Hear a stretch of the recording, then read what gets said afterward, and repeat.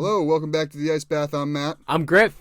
And what a great slate of games we had on Thanksgiving. Yeah, the Thanksgiving games were great. Great Thanksgiving in general, you know. It's always a good day when you got football, turkey, stuffing, mashed potatoes, gravy, pumpkin pie, apple pie, all that good stuff. And lots of alcohol. Yes.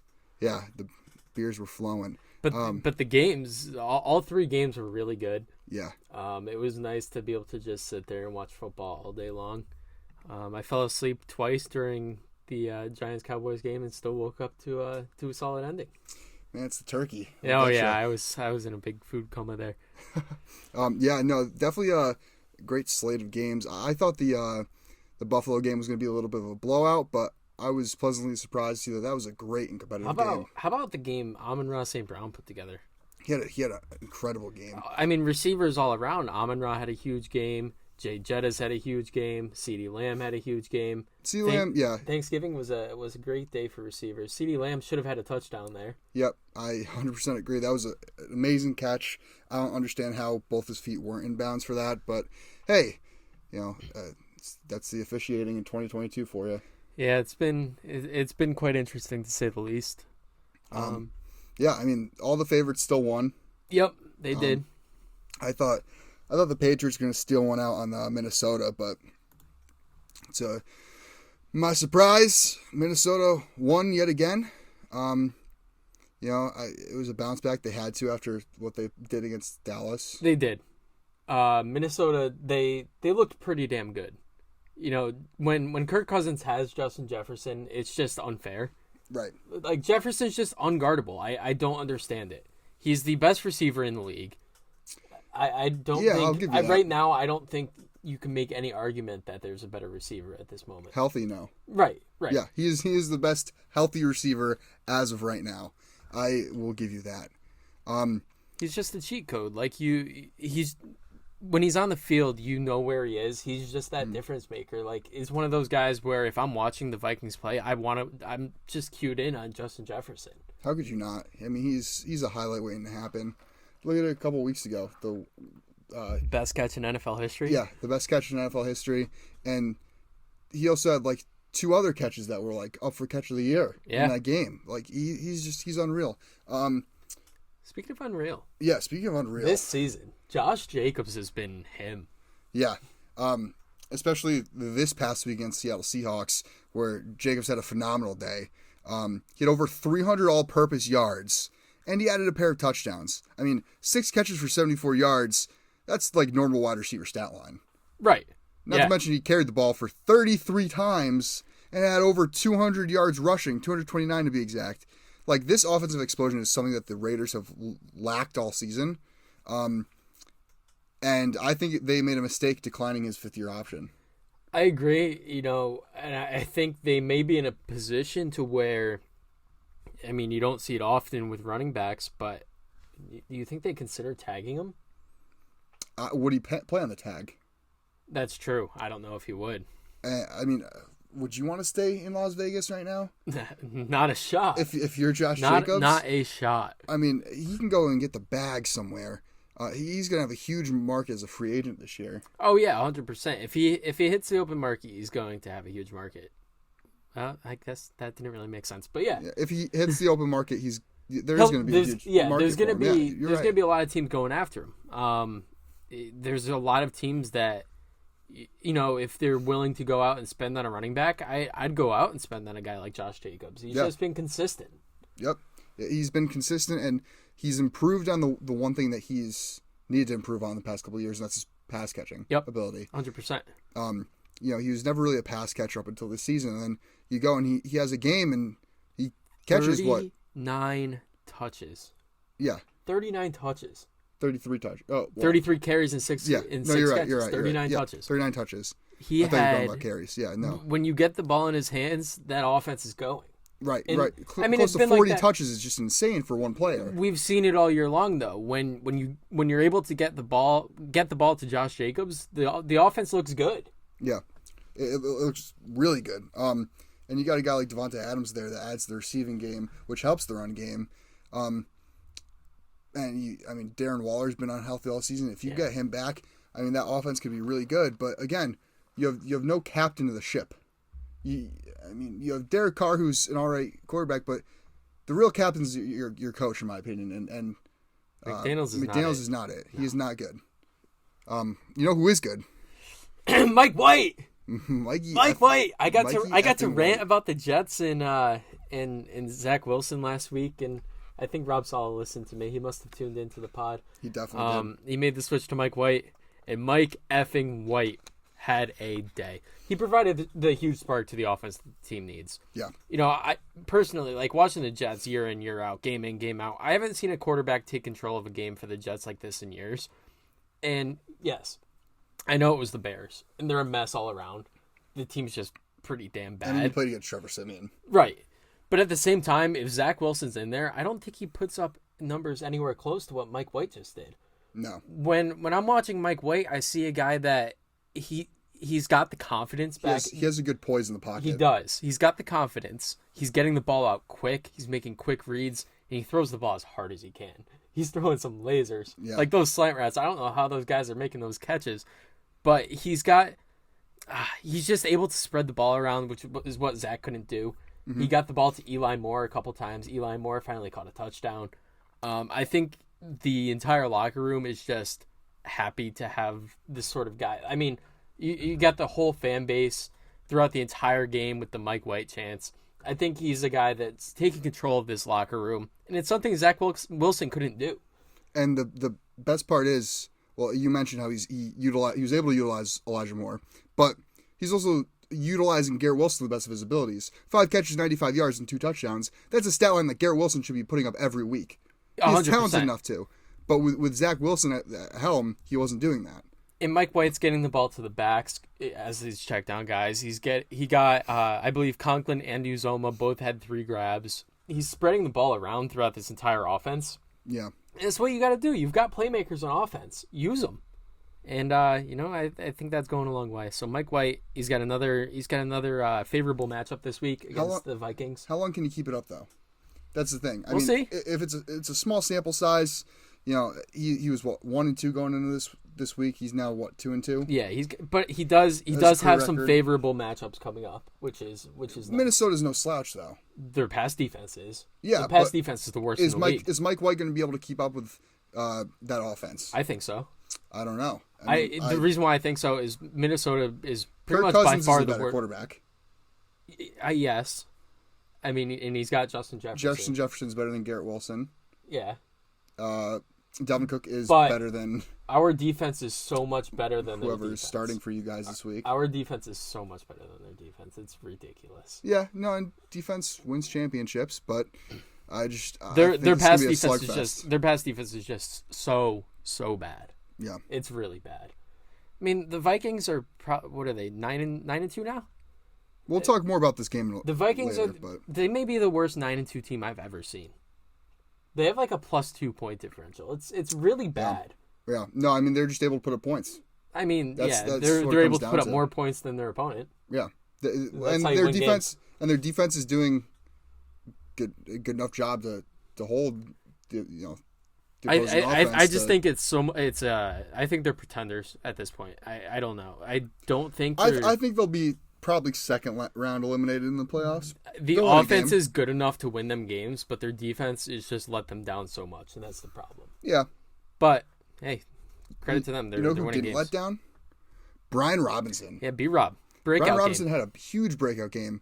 He ran for 105 yards, his first time breaking the 100-yard mark so far in his young career. He also brought in 2 catches for 20 yards and a touchdown. He should be the lead back in this offense, and he's been looking really explosive the last couple of games. Yeah, I knew it was it would take a couple games for him to ease into it. He's coming off a significant injury. You get shot in the leg. That's definitely going to affect your explosiveness. He's a running back. But now he looks back to his he really does. Self. He's looking like Alabama. Not James Robinson, Brian Robinson all over again. Yeah. It's looking great, and he should be out there instead of Antonio Gibson. He should. He is. Antonio Gibson is nothing more than a change-up back. Yeah, no, I feel bad for Antonio Gibson because he put up a couple really good seasons in Washington, but at the same time, I don't think he was really a difference maker. No. He's a pass-catching back. He's a third down back. He is a change-up back. Yes. So I mean, I think Brian Robinson, he gets the majority of the workload. You throw him in there, and pretty good running back stable with him and Gibson, for sure. That Washington offense has looked efficient. It has. Like, really Especially efficient. with Heineke back there. Yeah. What are they, 7-5 now? Yeah. Like, they've got a legit shot at the playoffs. if the season ended right now, every NFC East team would be in the playoffs. But I believe they still have to play the Giants twice, I believe, so. Yes. Yeah. Yeah, I think that's right. They still have 2 against the Giants, so I don't know. I think one of them's got to win both those games. They'll split that. It's going to come down to like a divisional record or something like that. I could see That'll be it. the tiebreaker. I could see it. But it's the NFC Beast has been really fun to watch this season. It has. So have the divisional matchups. You know who was also fun to watch was Jordan Love when he came in for an injured Aaron Rodgers against the Eagles on Sunday night. And dare I say, Love looked good. Really good. He only had 9 passing attempts. He completed 6 of those passes, but for 113 yards and a touchdown. Yeah. They lost by a score? Yep. And they looked a lot better than I thought they would. They did. It was kind of a shootout. That game was just like Eagles defense has been pretty subpar as of late. Yeah, they have. They've not been impressing me. Yeah, we talked about it last week. Yeah, I'm not going to revisit it. But I think at this point in the season, if you are the Packers, you need to see what you have in Jordan Love. You need to start in the rest of the season. Yes, I 100% agree. But at the same time, if you're in that Packers front office, do you really want to be the guy that goes up to Aaron Rodgers and was like, "Listen, we're benching you"? Yeah, I would. See, you gave him, what was it, 3 years, $150 million they gave him? I'm not sure how the logistics of that contract, though. Are there opt-outs in it? I don't believe there are. And the thing that I'm looking at is if you're giving Aaron Rodgers a 3-year contract, you're not planning for the future with Jordan Love. You're planning for the future with Aaron Rodgers. The issue is that the front office did nothing to put the team around them. No. And if you're going to plan for a future with Aaron Rodgers, you can't get rid of Devontae Adams and then bring in nothing. Sure, Christian Watson has looked great the last couple of weeks. Romeo Doubs had some great games. But at the same time, you don't have those difference makers outside of Aaron Jones and I guess A.J. Dillon, who has been disappointed this year. Very. I mean, this and even is the first year, Aaron Jones has been pretty disappointing. This was the first time this year that A.J. Dillon's looked pretty solid, and that's because he faced a really porous run defense. Yeah, but even at the same time, like their entire run game just hasn't looked good all year. The O-line's been pretty bad. I mean, they've been banged up. Yeah, well, and the defense... I chalk that up to the offensive line's been really banged up. And the defense has been just as much of a disappointment. Yeah. The defense has been terrible.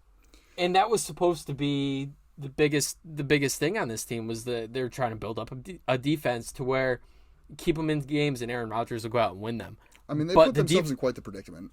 Yes, they really have. I mean, you spend a first-round pick on Jordan Love, and you try to right the wrong pissing Aaron Rodgers off with that selection by giving him this contract extension. But now all of a sudden, Aaron Rodgers is 39 years old. He is injured. He hurt his ribs, and he has a broken thumb, right? Which he's been playing with. And he's looked all right, but he's a 39-year-old quarterback, and he's injured, and it's affected his play. He's come out and admitted that.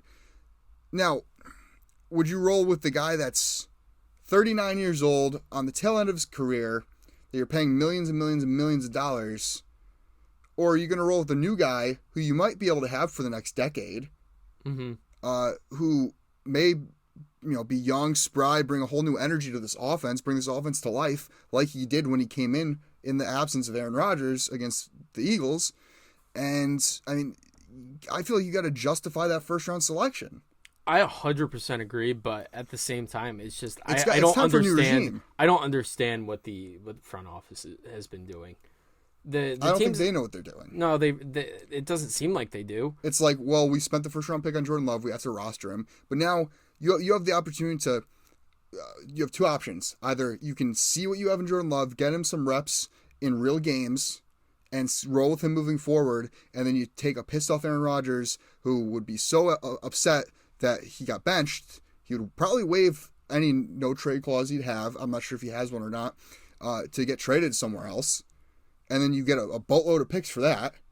Or you're able to vice versa, roll with Aaron Rodgers, and then now you have a resume of Jordan Love where it's like, okay, Jordan Love has looked good. We could get some value. We can get some value out of him. Or there's also the third option where Jordan Love doesn't look good, and right. Then you're kind of screwed. You're not screwed because you roll with Rodgers, and you're like, okay, Rodgers. But what happens if Jordan Love comes in, doesn't look good? Aaron Rodgers gets pissed off that he was benched, and he just retires. But you can justify that benching with the injuries. Right. But if he retires, I mean, I doubt he's going to retire because I could see it. You think? I could see it. If he does retire, then I believe Jordan Love is how many more years do they have left of him? Jordan Love has been sitting there for 3 years now. He was drafted 2020. So I think he was 19. No, he was 2020. Was he 2020? He was 2020. So next year will be his last year. Yeah, it was 2020. Next year will be his last year under contract. I think you got to roll with him and hope he continues to improve if Rodgers retires. But why not see what you have in him? Why not get him those reps? That's what the last time I'm going to talk about it. Yeah, I agree. The team, I don't know. It's beating a dead horse. Yeah. Anyways, real quick before we jump into our predictions, we did just release our first merch drop. Yes, sir. If you're watching this on YouTube, the link will be in the description.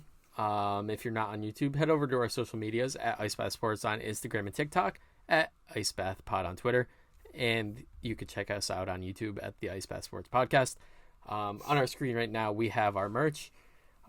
Use code IceBath10 at checkout. You could get 10% off our entire store. We have 4 new shirts and the sweatshirt up. Got some classic looks, some Stay Cool merch, and we got a nice shout out to Kenneth Walker, Kenny Dubs. Got the fan club shirt up. So go check it out. If you want to further help support this podcast, cop some merch. Yeah, I mean, all the profits can go right back into the podcast, into the productions, and trying to pump out more content for you guys. May I suggest that Kenny Dubs fan club shirt is absolutely fire. If you have him in your fantasy team and he's going to win you your league, maybe take some of your fantasy winnings and cop that shirt because you got to pay homage to the guy that carried you there, right? And you can't go wrong with the classic IceBath Sports with our logo on it. Come on. Yeah, no, nice you can wear that anywhere. You can wear that to your work or out to the club. I don't know what you do for your free time. Wear it while you're watching the games. There you go. All right. That's enough of our merch. Go check it out. Yeah. Let's just jump right into Week 13 now. Week 13. Oh. Thursday night, we got Buffalo at New England. I gotta go Buffalo. I'm going Buffalo too. New England looked a lot better against Minnesota than they did against the Jets. They did. But that just goes to show how bad that pass defense is. Mac Jones threw for 380. Yikes, Mac Jones? Mac Jones threw for 380 yards against that defense. Mac Jones, but yeah. No, Buffalo. I mean, Buffalo they're the real deal. They are. They've had a couple bumps in the road so far through the season, but they're still the Buffalo Bills that everyone thought they were going to the start of the season. Yeah, and I mean, Allen's dealing with the injury, but he looks solid still. Yeah, he's making throws that a lot of guys can't make, and he's got an injured UCL. So. What's concerning is the Von Miller injury. Yeah, that's going to be a big hit to that defense. Yep, 100%. But I still got to go Buffalo on this one. Next, we have Pittsburgh at Atlanta. Yeah, I'm going to rock with Pitt again.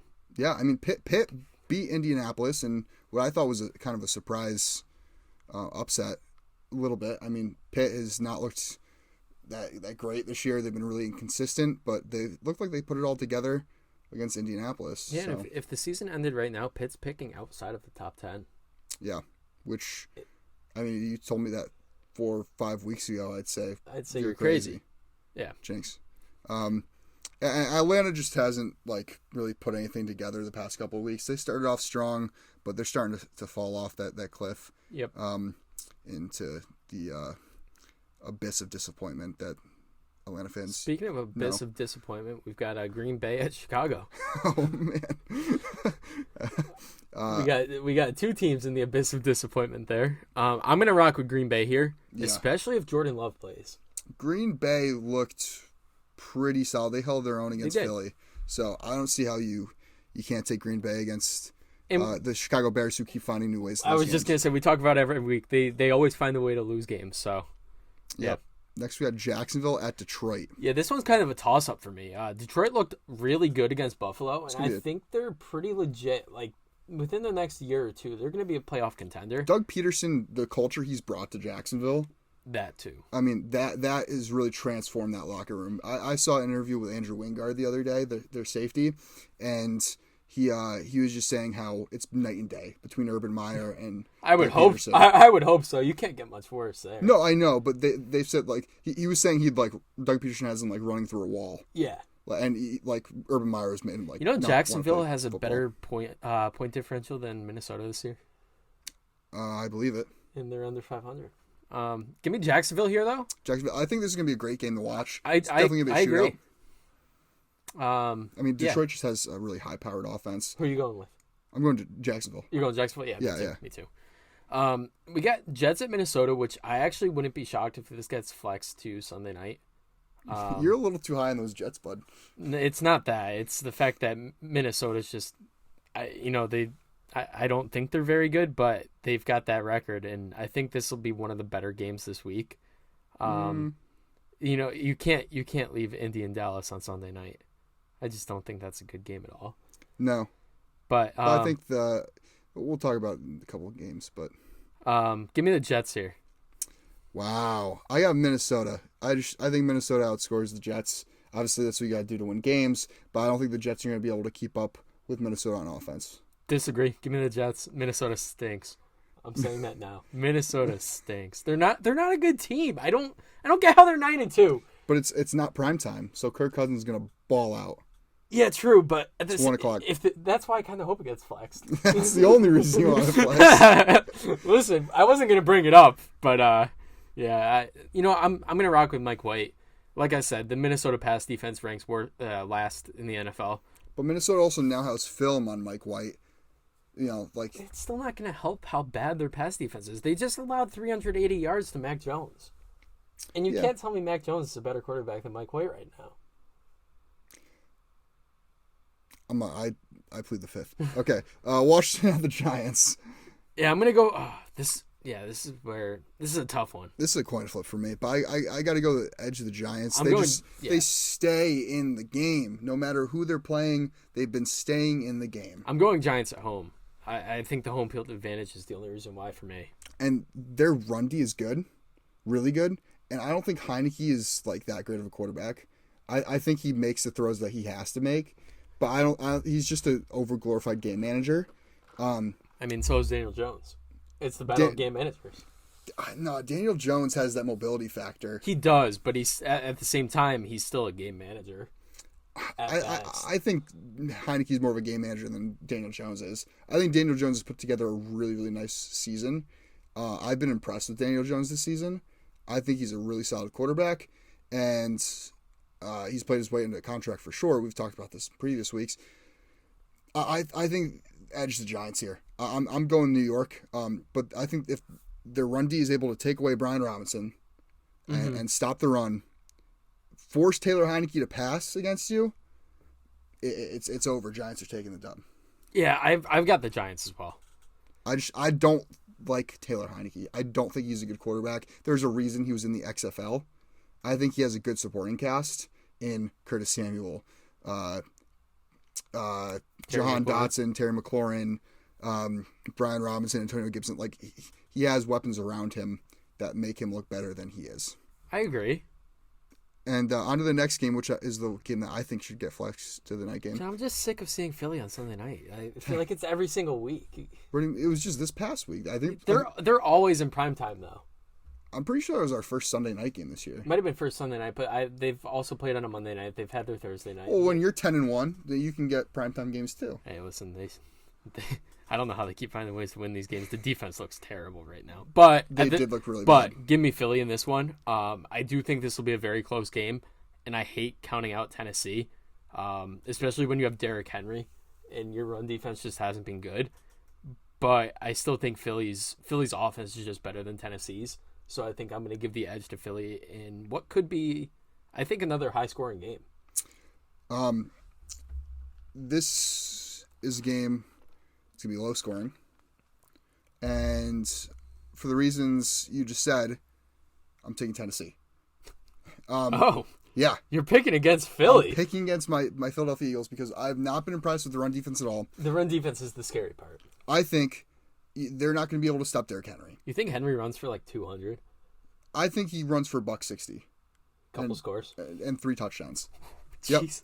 Yep. Yeah. No, I think Tennessee gets the ball in their hands. You have to. You have to keep the ball on offense if you're Tennessee, and you just got to keep running it down Philly's throat. You have to slow down the game with Derrick Henry. Right. You need to give Derrick Henry 30-plus carries and see what he does. Just let him take over the game, and then tell Philly, stop it. Stop the run. Do it. I can see it. I still think... They have nobody that, no receivers are going to be able to match up Darius Slay or James Bradbury. So, it's not like they have a stud tight end in Austin Hooper. Right.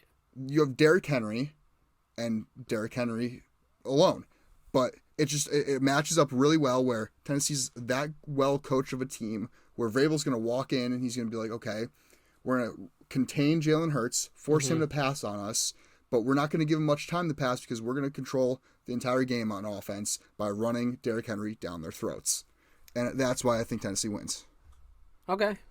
But at the same time, though, if Philly gets off to a hot start on offense and they could force a 3-and-out or something like that on defense, then Tennessee's going to be in a position where they're forced to throw the ball. Yeah, if Philly really runs up the score, Tennessee loses this game. But I think it comes out to the first couple, like you said, the first couple drives. I don't see Philly getting those stops because I don't see Derrick Henry getting stopped by anybody. Well, and it's not even the Philly. It's not even the Philly run defense. It's just stopping Derrick Henry in general, which not many teams. Many teams can do. But then you put him up against a bad run defense. Yeah, a run defense that if we get Jordan Davis back this week, that would be huge, and that might change my mind to pick Philly because he's incredible in he is. Stopping the run. But I don't know. I got to go Tennessee here. I have a bad feeling about this game. All right. Yeah, I'm going Philly. Denver at Baltimore. Denver's bad. Yeah, they're bad. Really, really, really bad. Give me Baltimore. Yeah. Give me Baltimore. Denver has a really good defense, but I don't think it's good enough to stop Lamar Jackson. Yeah, Baltimore's got to bounce back, though. And Denver's defense against tight ends has been really bad as well. So I think Mark Andrews I think he has a day. I could see it. Next we have Cleveland at Houston. The Deshaun Watson revenge game. Yeah, give me Cleveland here all day long. Houston's just really bad. If Davis Mills was playing, I'd say I would give Houston a shot. Yes. Because I think Deshaun Watson's going to come out rusty. He hasn't played football in like 2 years. Yeah. But with Kyle Allen starting, that's not the spark that this defense needs, or this offense needs for Houston. Cleveland's run D is not the greatest though. I could see Dameon Pierce taking over this game. Pierce just hasn't looked great the last couple of weeks. He hasn't, but the offensive line hasn't really opened up many lanes for him to run in. I got to go Cleveland here on paper, but I could see a trap game here. I think Amari Cooper has a big game. Okay. And I think Cleveland takes this one pretty easily, I think. Yeah. Again, if Davis Mills was playing, I think it would be a lot closer. I think it'd be a lot closer. Yeah. But I think Cleveland blows them out. I agree. We got Seattle at the Rams. The Rams. I gotta rock with Seattle here. The Rams they've got nothing. What a fall from Allen grace. Robinson's out for the year. Cooper Kupp's still out. Cooper Kupp's out for probably the year. Probably the year, yeah. Matt Stafford's just. Matt Stafford might still be. He might still be out. Gotta go Seattle here. Yeah. Same here. And Seattle's coming off a big loss. Tough loss. Yeah. Yeah. This is a big game for Seattle. Get another divisional win. Yeah, I like a pretty big game out of Kenneth Walker. Yeah, I hope so. Miami at San Francisco. I was talking about this game with a couple friends last night, and Mike McDaniel and Kyle Shanahan know each other so well. They do. They've probably been scheming this up since they were working with each other, waiting for the day that they play against each other. Mm-hmm. They've probably both got tricks up their sleeve. 100%. And I wouldn't be shocked if they're the same tricks. Yeah. They're just those kind of guys. Now, we picked differently here. because I looked ahead of Yeah. your pick. You like San Fran. I do like San Fran here. I think they're the second best team in the NFC, and it's just so hard for me to pick against them at home here. I think the team is just so well balanced on offense and defense. And, you know, in a game where they didn't look great against New Orleans on offense, they shut them out on defense. So that's just the kind of team they've got. If their offense is a little slow, they still got the defense to back them up. Right. And if their defense starts allowing some points, then they've got the offense to put up points. They didn't against New Orleans, though. No, they didn't. They put up 13 against New Orleans, who have been bad this year. I don't think anybody in San Francisco is able to cover both Jalen Waddle and Tyreek Hill, much like most of the matchups Miami has had this season. I agree. Nobody's able to really cover that speed, and San Francisco's cornerbacks don't impress me at all.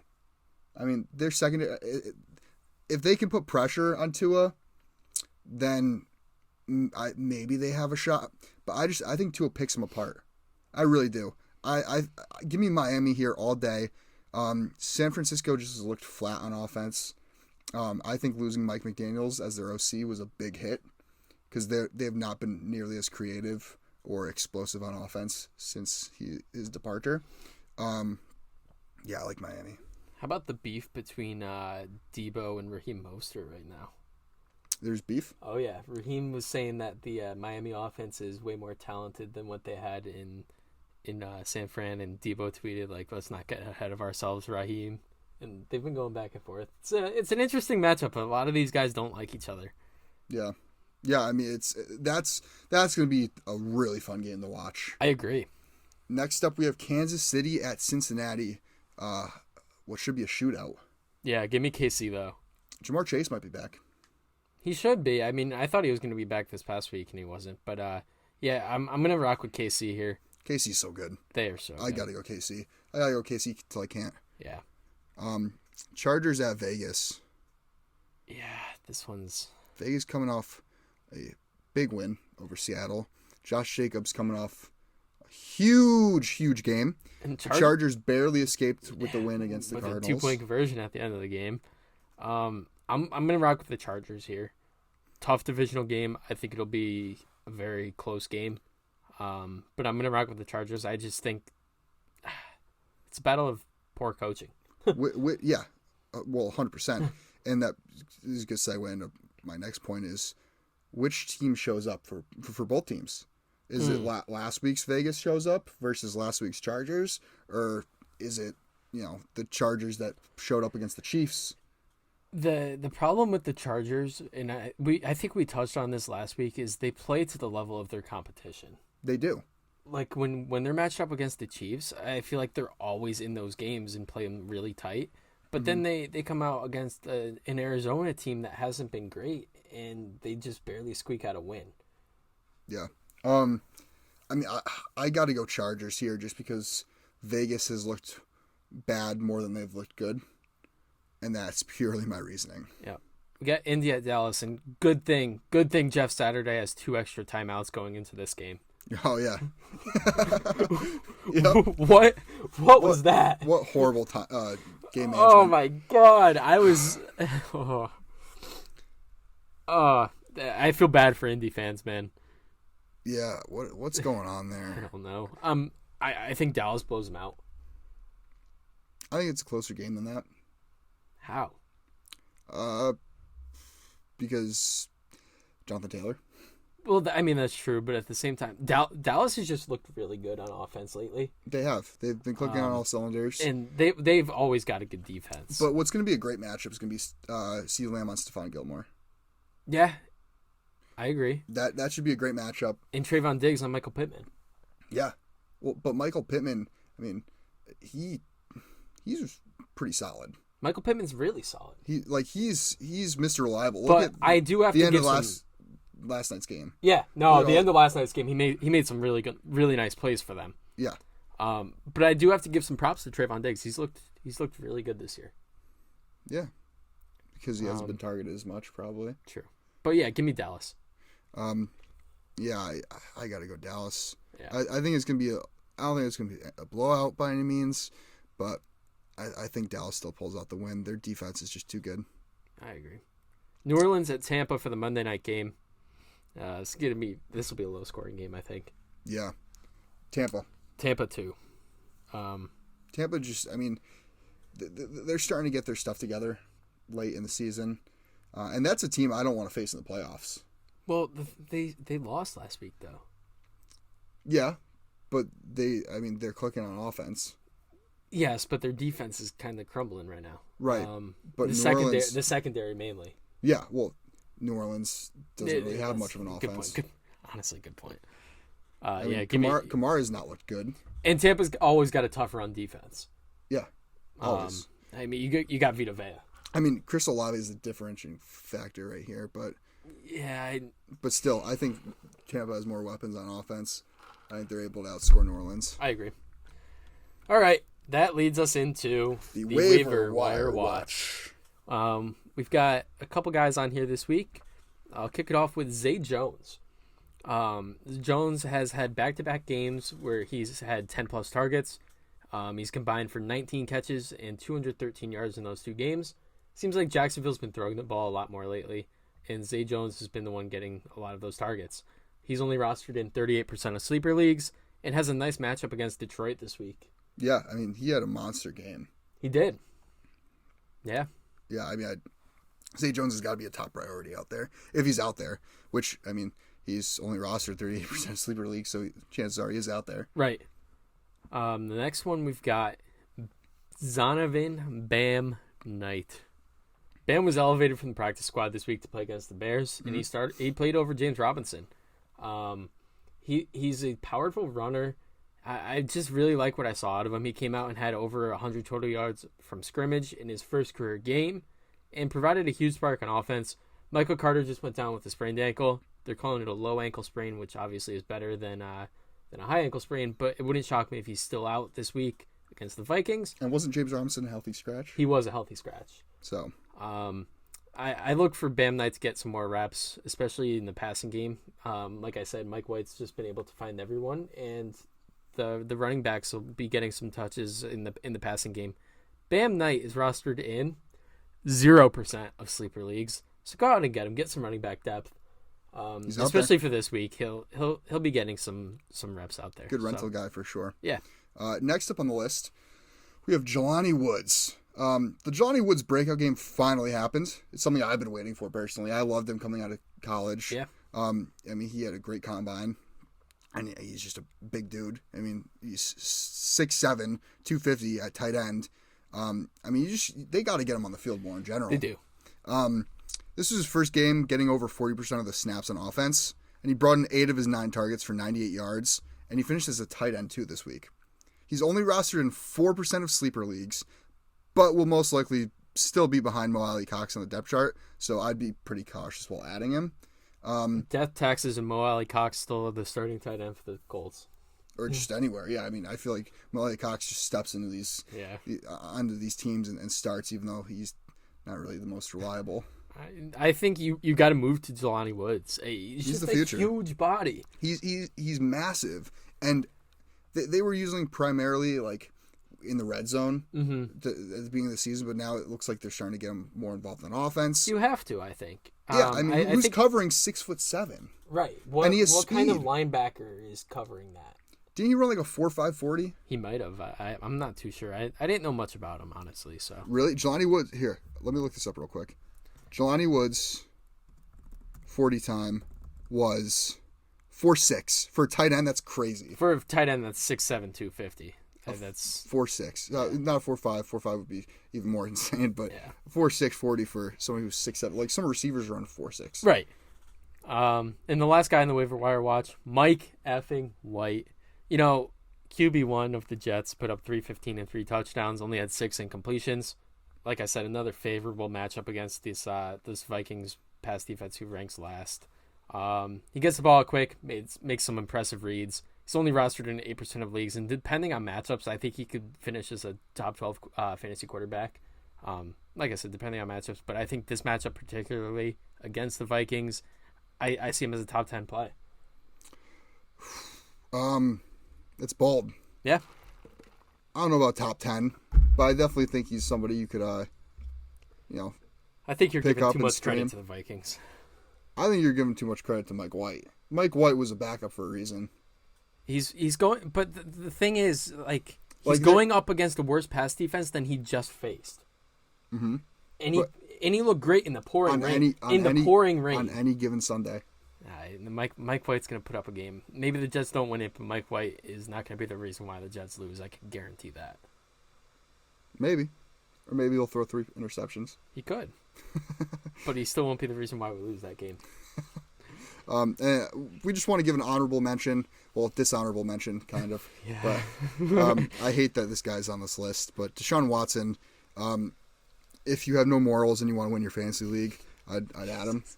He is only rostered in 60% of sleeper leagues, which is why we bring it up. I mean, you've got a guy who's probably going to be a QB1 to finish the season in these last few weeks. He has some targets. Who could be sitting on waivers. He's got Amari Cooper. He's got Donovan Peoples-Jones. They've got David Njoku. Yeah, he's got guys around him. A great run game behind him. Yeah, he's got guys around him, and I think he'll end up actually being a really solid. I hate him. The biggest concern. And I always hated him out of college too. There was just something about him that I disliked. And maybe it was just my instinct. I just knew he was a little. I liked him. I liked him up until what happened. Yeah. But it does concern me that he hasn't played in 2 years. I 100% agree. I think he's gonna be a little rusty, so I wouldn't expect anything out of him this first week. Good thing for him, he's facing the Texans. Right. So he's able to ease into it. It's like a scrimmage almost for him. Honestly, yeah. But it's like a preseason game. Right.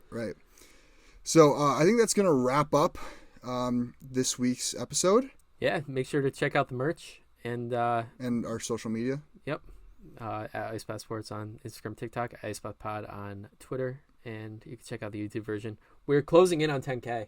We are almost at 10,000 subscribers on YouTube. So if you have not yet, hit that subscribe button for us. Please do. I sound like every cringy YouTube person ever. But yeah, that's gonna do it. We'll see you guys next Tuesday, and as always, stay cool.